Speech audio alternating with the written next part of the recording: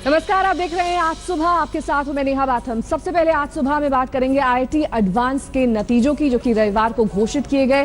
हालांकि पहले 3 टॉपर पंजाब, महाराष्ट्र और दिल्ली के हैं, लेकिन बिहार जो कि किरकिरी झेल रहा है नकल और वहां पर जो शिक्षा व्यवस्था है उसको लेकर, उसके लिए नतीजे खासतौर पर सौगात लेकर आए।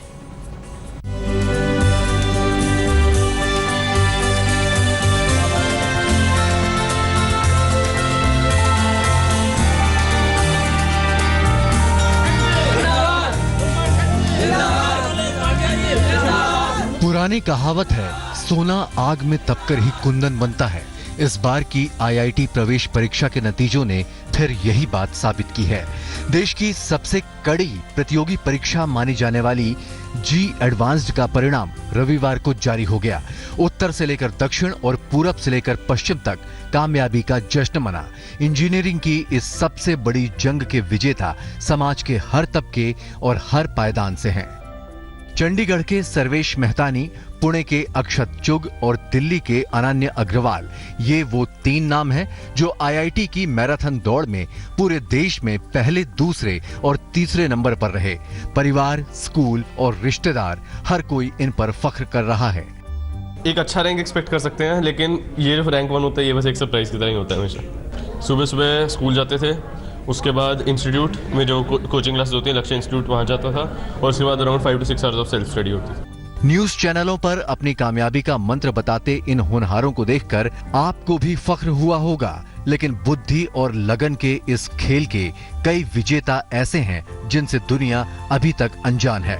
कामयाब होने वाले ज्यादातर छात्र वो हैं जिनके पास किताबें खरीदने के पैसे भी नहीं थे। बच्चे की पढ़ाई के नाम पर परिवार पर उधार का पूरा बिल बना हुआ है, जिसे चुकाना अब बच्चे की जिम्मेदारी है। छोटी सी उम्र में दिलो दिमाग पर इतना बड़ा बोझ लेकर भी कई होनहारों ने ये जंग जीती। मुझे हॉस्टल फी वगैरह ये सब देना पड़ता था, तो उसमें बहुत दिक्कत होता था। तो उसके लिए वहीं मतलब जिनके यहाँ ये काम करते थे पापा मम्मी, तो वहीं से पैसा ले लेते थे एक्स्ट्रा में, कि बाद में जब मतलब जॉब हो जाएगा तो उन्हें चुकाना पड़ेगा। और वो एक मतलब बिल जैसा बना हुआ है, उन्हें मुझे चुकाना है।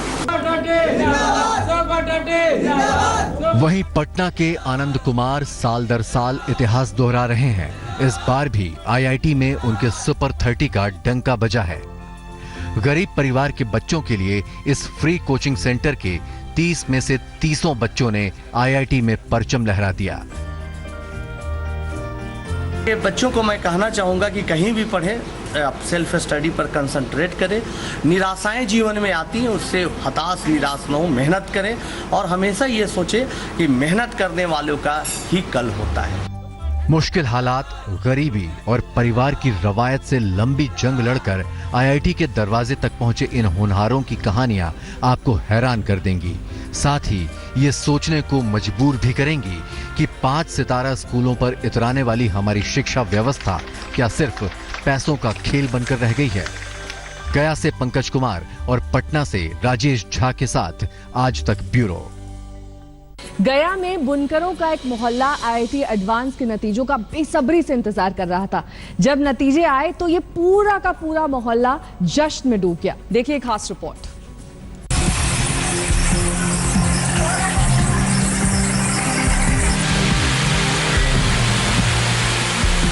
बिना प्लास्टर की बेरंग दीवारें, यहाँ वहाँ रखा थोड़ा बहुत सामान और जमीन पर बिछी दरी। इसी दरी पर बैठकर सनी ने सैकड़ों रातें किताबों के पन्ने पलटते पलटते बिताई। चश्मे के पीछे से झांकती आंखों में एक सपना था जो सालों के तप के बाद आज पूरा हो गया। सनी को आईआईटी में दाखिला मिल गया है।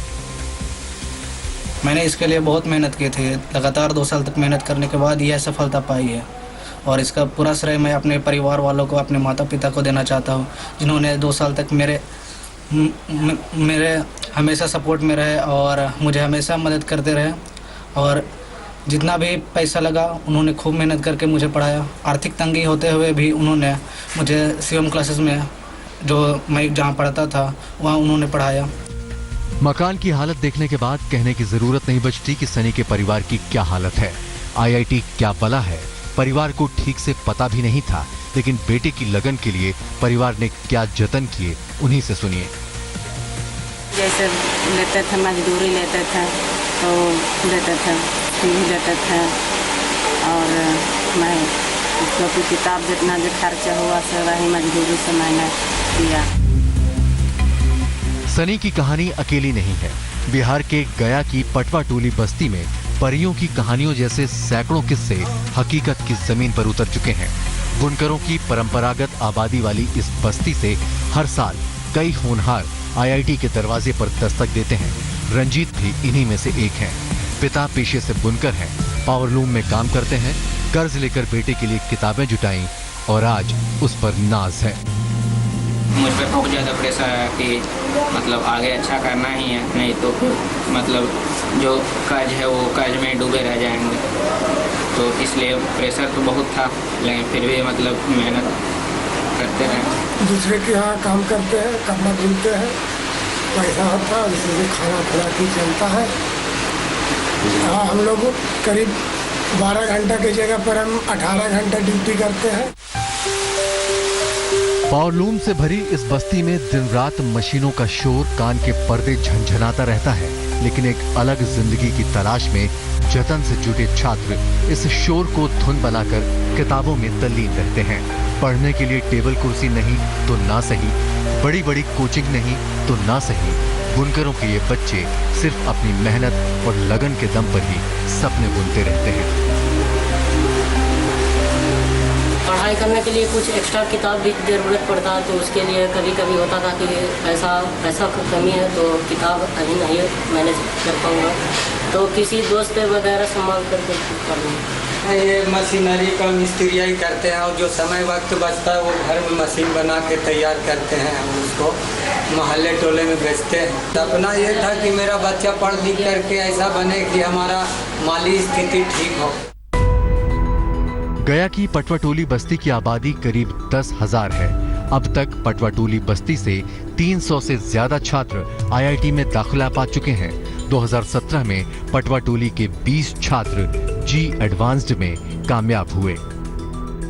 आधी रोटी खाएंगे और बच्चे को पढ़ाएंगे, ये संस्कृति जो है बुनकर समाज, पटवा समाज में प्रचलित है और इसी के सहारे आजकल यहाँ के बच्चे अपनी मेहनत और लगन और माँ भगवती के आशीर्वाद से सफल हो रहे हैं। सवाल लाजमी है कि बुनियादी सुविधाओं के लिए तरसती गरीब मजदूरों की इस बस्ती में ये कमाल आखिर हुआ कैसे? कैसे गरीब मजदूरों के ये बच्चे बड़े बड़े पब्लिक स्कूलों की संस्कृति को मुंहतोड़ जवाब दे रहे हैं? इसका जवाब मिलता है करीब 25 साल पहले की एक घटना में, जब पहली बार इस इलाके से एक छात्र ने आईआईटी में परचम लहराकर सबको हैरान कर दिया था। 1992 में पटवाटोली के जितेंद्र प्रसाद ने सबसे पहले आईआईटी परीक्षा पास की थी। जितेंद्र से प्रेरणा लेकर अगले कुछ सालों में कई छात्र आईआईटी में कामयाब हुए। जितेंद्र समेत इलाके के सभी पूर्व आईआईटी छात्रों ने नव प्रयास नाम की संस्था बनाई। नव प्रयास संस्था आईआईटी परीक्षा देने वाले छात्रों की पढ़ाई में मदद करती है। नव प्रयास की नींव डालने वाले जितेंद्र तो नौकरी के सिलसिले में अमेरिका चले गए, लेकिन उनकी भड़काई हुई चिंगारी आज इलाके के बच्चे बच्चे की आंखों में आग सी चमक रही है। पढ़ाई में कुछ भी परेशानी नहीं करती है। वैसे तो जब पढ़ाई करने लग बैठते हैं तो पता नहीं चलता क्या आसपास हो रहा है, बस किताब पे ध्यान होता है, कॉपी पे। मेरे पापा पावरलूम चलाते हैं, मेरी मम्मी भी दूसरे के यहाँ काम करते हैं। पटवाटोली और उनके होनहारों की कहानियां उम्मीद तो देती ही हैं, ये भरोसा भी जगाती हैं कि भले ही इस देश में व्यवस्था सुधरने में अभी और कई दशक लग जाएं, लेकिन इसी व्यवस्था से लड़कर अपनी मेहनत के दम पर चमकने वालों की कोई कमी नहीं है। पंकज कुमार, गया, आज तक। हर बार की तरह इस बार भी पटना के सुपर 30 ने आईआईटी के नतीजों में अपना परचम लहराया है। इस बार भी सुपर 30 का नतीजा 100% रहा।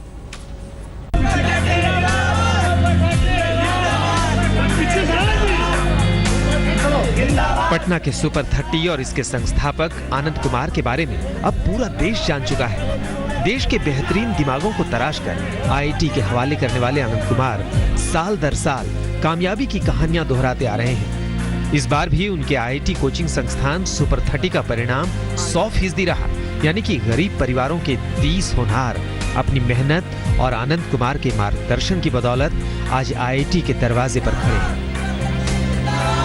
इन्हीं में से एक हैं नालंदा के रहने वाले अरबाज आलम। सड़क किनारे अंडे का ठेला लगाने वाले अरबाज के पिता ने सपने में भी नहीं सोचा था कि उनका बेटा देश के सबसे बड़े इंजीनियरिंग संस्थान से पढ़ाई कर पाएगा। मेरे पापा फुटपाथ में अंडा बेचते हैं। फुटपाथ के कहने का ही मतलब कि बार बार दुकान चेंज करना, मतलब कहूँ भी आप गए कभी उसका दुकान के सामने बैठ के बेच रहे, दुकान गंदा महका भगा दिए, फिर दूसरा जगह चेंज किया। यही कारण देखा हमेशा चेंज होते रहे। क्या चीज़ बिक्री करते हैं? अंडा आमलेट पोच जो होता है वो बेचते हैं। आईटी में दाखिला पा चुके अरबाज को अपने पिता पर फक्र है कि उन्होंने उसकी पढ़ाई की ललक को समझा और काम में झोंकने की बजाय अपने अरमान पूरा करने का मौका दिया।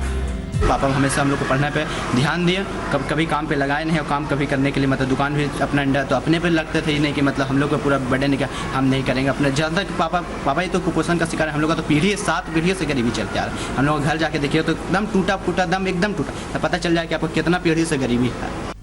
अपने छात्रों की कामयाबी से आनंद कुमार भी गदगद है। उनका कहना है कि उनकी पहचान उनके छात्रों के ही दम पर है। बहुत अच्छा लगा कि सभी 30 बच्चे हमारे आईआईटी में क्वालिफाई किए जो सुपर 30 में थे, और इससे मेरा हौसला बढ़ा है। उन बच्चों को मैं धन्यवाद देना चाहता हूं जो 30 बच्चों रात दिन एक करके परिश्रम किया। आनंद कुमार ने सुपर 30 की शुरुआत 2002 में की थी। गरीब परिवारों के होनहार बच्चों को कोचिंग देते हैं आनंद कुमार। बच्चों से कोचिंग के लिए कोई फीस नहीं ली जाती। गरीब बच्चों के रहने खाने का मुफ्त बंदोबस्त भी किया जाता है। पहले बैच में ही 30 में से 18 छात्र आईटी में कामयाब हुए थे। 2003 से 2014 तक 308 छात्रों ने आईटी में परचम लहराया है। आनंद कुमार के सुपर 30 की ही तरह बिहार के डीजीपी अभयानंद के कोचिंग संस्थान में भी जश्न का माहौल है। नतीजे आने के बाद अभयानंद खुद बच्चों को बधाई देने के लिए कोचिंग पहुंचे। राजेश कुमार झा, पटना, आज तक।